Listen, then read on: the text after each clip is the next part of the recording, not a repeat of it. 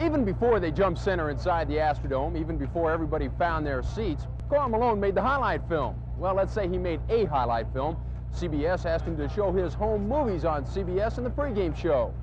I'm not so sure about Spielberg, but the cinematographers, the greats, the Almendroses and the Enequis, those guys are in a lot of trouble.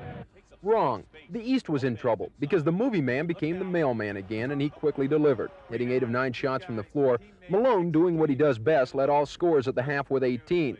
But John Stockton did what he does best, too. Subbing as a starter for the injured Magic Johnson, Stock erased any doubts that he could fill Magic's shoes with 9 assists in the opening quarter, an all-star record, erasing the one Magic set in 1984. It's a pretty simple job when your outside shooters are Dale Ellis, Clyde Drexler, Alex English, and inside you have Akeem, Kareem, and Karl Malone. What do? You can't mess up. With 4 centers in the West lineup, Mark Eaton had to wait his turn until the second quarter. And though this game is an offensive game, he played his game with 4 rebounds and a block in 5 first-half minutes. Meanwhile, the rest of the stars set the floor on fire, like Dale Ellis from outside, Charles Barkley from inside, and Michael Jordan from anywhere he wanted. The pace slowed in the third quarter, but the show continued, and Stockton continued to feed Malone, who force-fed the net. Stock wasn't completely selfless, scoring 11 points to go along with his 17 assists. On the other hand, Eaton was the only all-star who never took a shot. No, as a matter of fact, I don't even know if I touched the ball on offense at all. When I was in the game, we were just running the fast break.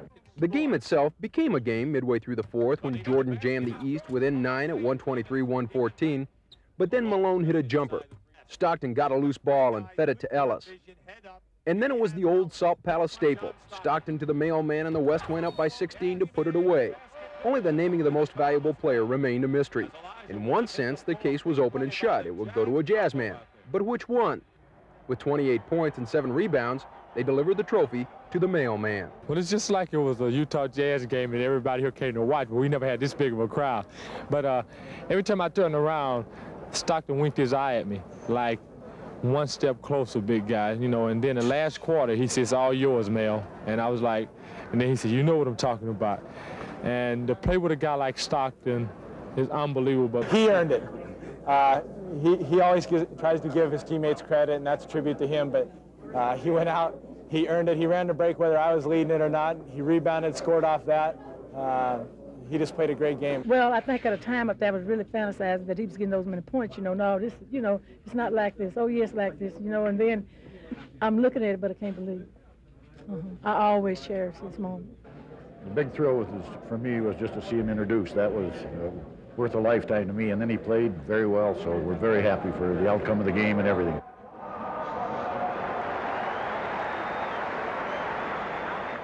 From the All-Star City, Steve Cyphers, Eyewitness Sports, Houston, Texas.